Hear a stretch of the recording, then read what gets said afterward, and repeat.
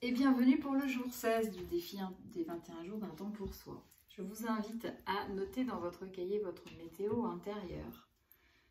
Et vous allez rire, mais je remarque que les cartes tournent toujours un peu autour des mêmes sujets, des rêves, mais aussi des émotions. Et aujourd'hui, on vous dit que votre obstacle principal est la gestion de vos émotions. Alors, je vous invite à fermer les yeux et à simplement respirer.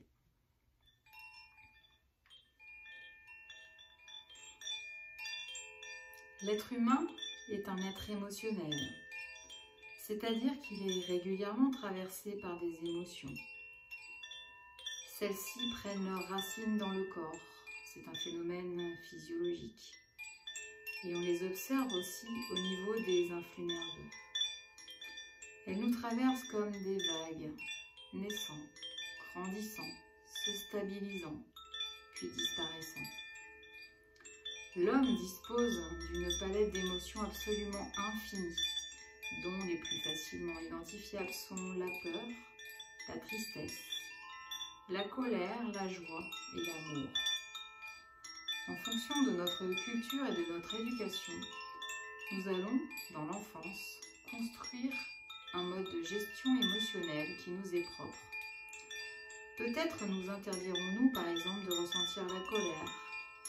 Or, une bonne gestion émotionnelle implique de respecter les étapes suivantes. Accueillir son émotion et ne surtout pas lutter contre elle ni la refouler. Puis essayer de l'identifier, de la nommer et enfin prendre là ou les décisions qui s'imposent par rapport à cette émotion.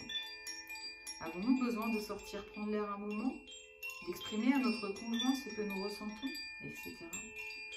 Si nous avons suffisamment de sécurité intérieure, le processus se fait naturellement et la gestion émotionnelle devient un important facteur de croissance et d'évolution.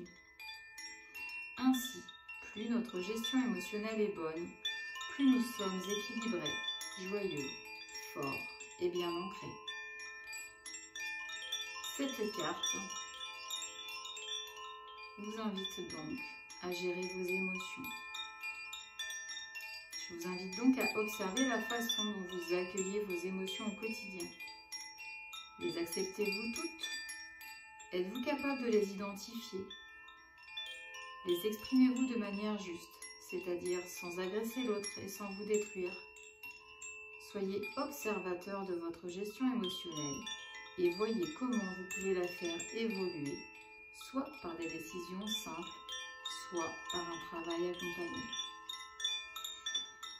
Je vous invite à respirer et à ouvrir les yeux quand vous vous sentirez prêt et à noter vos émotions dans votre cahier.